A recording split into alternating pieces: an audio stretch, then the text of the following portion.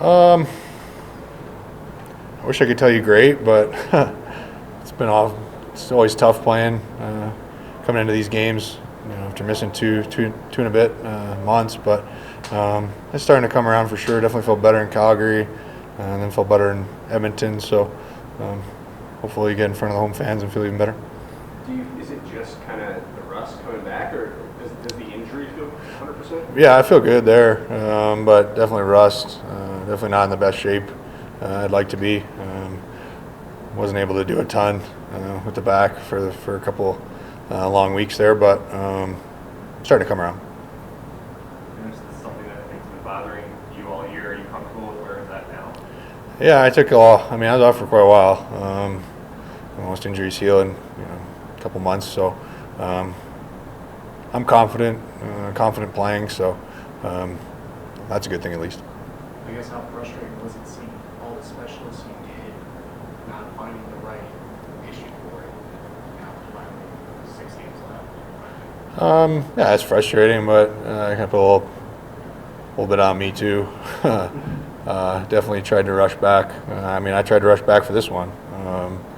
So it's not easy sitting out. So when you're wired to play games, you want to play. So I think that first time I tried to push it a little early, and unfortunately, kind of didn't really do myself a good omen there. But feel good now, and looking forward to try and getting this thing rolling and getting in the playoffs.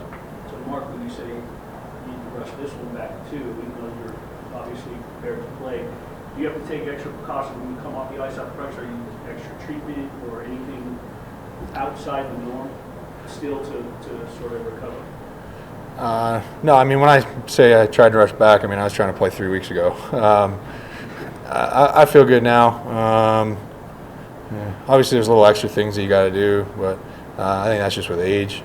The more you play in this league, the more your body's going to get worn down. So just got to do the little things more and more. I wish I would have listened to guys my age when I was 23, and I didn't. What was it maybe like this past time, kind of while you were out watching this team kind of struggle a little bit and kind of get into a playoff hunt and stuff?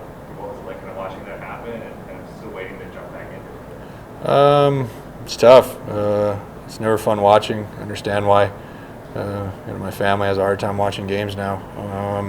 It's not the easiest thing to do. So when you're so committed to one thing and it's taken away from you, it's definitely hard to watch. Just in terms of the long-term part of it, with the injury, are you going to have to do stuff in the off-season? Is it something that you feel like might just be something you have to kind of battle for the rest of your career a little bit? Or? No, I don't think it's going to be. As long as I stay on top of things. Obviously, going to have to do my due diligence every day of seeing how I feel and being smart with whether it's taking one practice off or doing something like that. But it's obviously going to be a big off season for me. Hopefully, that off season's starting in July. But I think this is going to be a big summer for me to make sure that I'm ready to go. But as of right now, I feel great. Just excited to try and get this team back in the playoffs and go on a long run. As a captain, when you're watching and teams struggling, are you able to kind of still be a leader and take on that role and say things, or are you just removed from everything because of your health situation? How hard is that? I wouldn't say you're completely removed, but it's tough to say something when you're not playing. I obviously don't think the guys would be upset if I did, but when you're not in the fight every day, it's tough to speak up. So just being around, trying to encourage the guys was basically the best thing that I could have done throughout that process. This team's been really good after losses in this last stretch. What kind of response were you expecting tonight? Yeah, big one for sure. We got a veteran team. We're very healthy now. We're still missing some, but this is as healthy as we've been in a while. So, we got a team here, young, hungry team that we got to contend against. So, we'll try and get off to a quick start and try and get our crowd into it to get back to that hockey that we've been accustomed to playing over the last couple of years here. Mark, you mentioned it's hard coming back, especially games like this. Is it the magnitude of the games, the pressure of the intensity of it, making it more difficult for a playoff this year than especially? Yeah, it was for sure. I definitely underestimated it. That first game, I wasn't feeling great, but it was a key point for us, the way the team came back. But I have to be realistic, or I had to be realistic. I'm going to feel better as we go. It's just unfortunate we don't have a ton of time to kind of ease into it, but that's on me to get ready and help this team win. Guys, anything else for Mark? Mark, one more.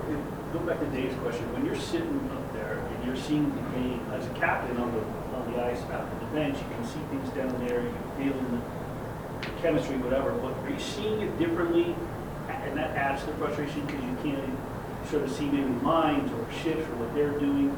You're just sitting there watching it from up top. I guess, yeah. I mean, it's pretty damn easy to watch a game from up there and tell guys what to do. You see things develop pretty easily from the press box. I think it's almost bad to watch games up there when you're a player, because you go back on the ice and then you start to realize just how much faster it is. But I don't know. I had a little bit of input here and there from what I see, but it's tough as a player when you're not on the bench seeing it from ice level.